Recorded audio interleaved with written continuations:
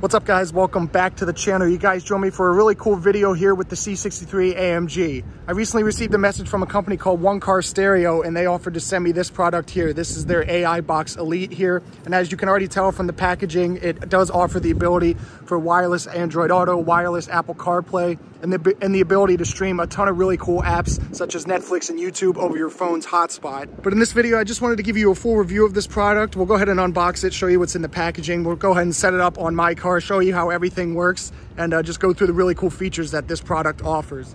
One quick note before we do get started here is that in the description there will be an affiliate link where you guys can go ahead and use it to purchase the AI Box Elite, as well as a ton of other really cool products on the One Car Stereo website. If you do use that affiliate link, it does help out the channel a little bit, so I really do appreciate it if you guys do that. But with that being said, let's go ahead and get on started here. So let's go ahead and actually unbox the product here. I did just get it started since it is a little bit tough to do with one hand, but as you can see, it just slides out of the packaging like so. And if we take the lid off the box, put it right there for now, you can see right up front operating instructions. We'll put those aside for the moment as well. And here's the actual product, the AI Box Elite. You can see the logo written right there on the front of the product, One Car Stereo. If we flip it over, you can see there's a vent here, so I'm assuming there's a fan in there to keep everything cool.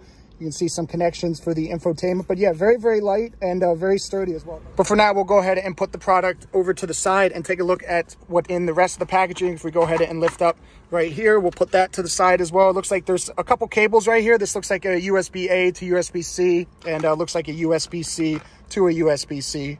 So nice adaptability for the cables there.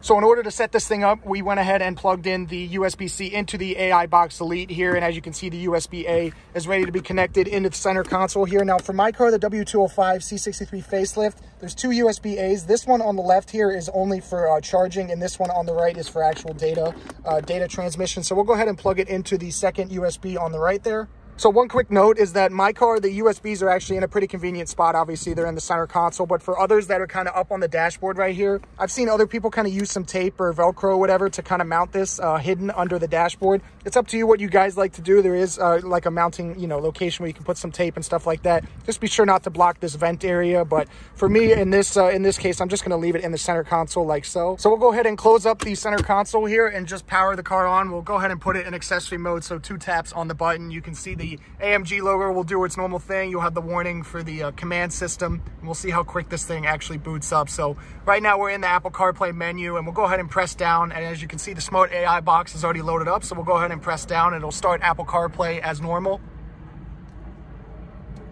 And there we go. We are now inside the interface of the Smart AI Box. You can see there's a bunch of different things here that we'll go through in a second, various applications. And my car is not a touchscreen, so we do have to use the standard command control wheels to cycle through the various applications. If we go ahead and go all the way down and click down, you can see we go back to the standard car menu here. If we go back up to the Apple CarPlay box, you can see it brings us right back to the AI. Something really cool that I noticed here, you see there's a cursor right there that I'm actually moving around just like a mouse on a computer. I'm actually using my finger on the touch sensitive pad here on top of the command wheel to go and select the various things here. If we just try it out and click down almost like a mouse on the settings, yeah, you can see if I go ahead and hit the back button right here, you can do that as well. So really cool, another way to get around. It's not as quick to get around as kind of just turning the dial left and right, but it is cool to see that there are a couple methods to get around the interface.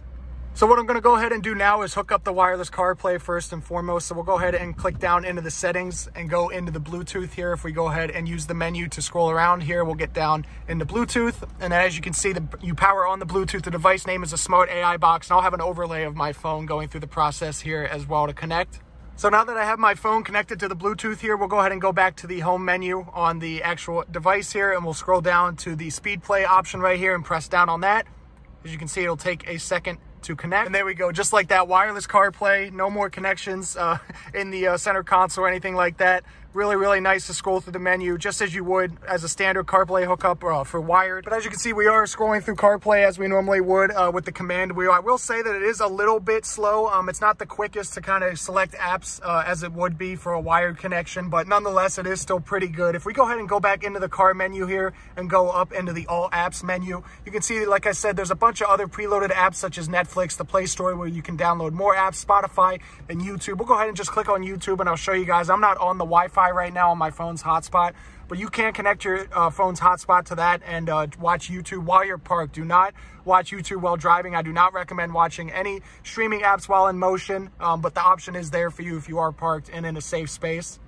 One other quick note that I'd like to make, and this isn't really a fault of One Car Stereo or anything like that, but because my car has the older Mercedes style command wheel and everything, like I've already said to you guys, this is really tedious to kind of go through the various menus one by one using the scroll wheel. I really wish mine was a touchscreen where I could just touch the icon like so. I know a lot of new cars have a touchscreen, so that really won't be an issue with this system, but I do just want to make that known. If you don't have a touchscreen on your car, you probably will have to do a little bit of extra scrolling or whatever the case may be to select the option that you're looking for. But overall, guys, I think this is a good product nonetheless. If your car has a touchscreen, it'll make getting around these menus and clicking through the various apps and everything really easy, in my opinion. My car with the older system and the command wheel is a little bit more difficult, but for the majority of people who are just going to use it for wireless Apple CarPlay and Android Auto, such as the case as myself, I think this is a really good product, like I said, and it'll fit the needs of a lot of people.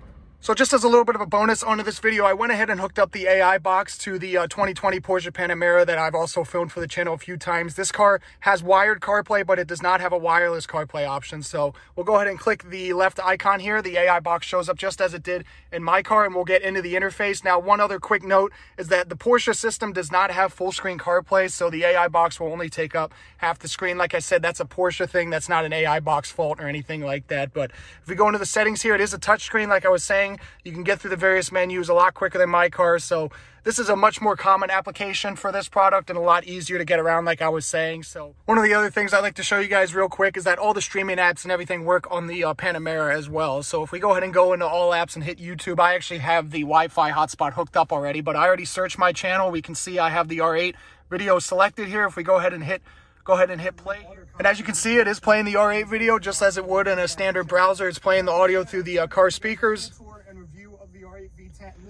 So yeah, really neat capability there. Well, guys, I hope you enjoyed the review of the One Car Stereo AI Box Elite here. Huge thanks to One Car Stereo for allowing me the opportunity to review the product and sending it to me. Like I said, there will be a link in the description box below for you guys to check out their website and all their really cool products. But if you did enjoy this video, please be sure to give it a big thumbs up and subscribe for a ton of cool content coming very soon. And I'll catch you in the next one.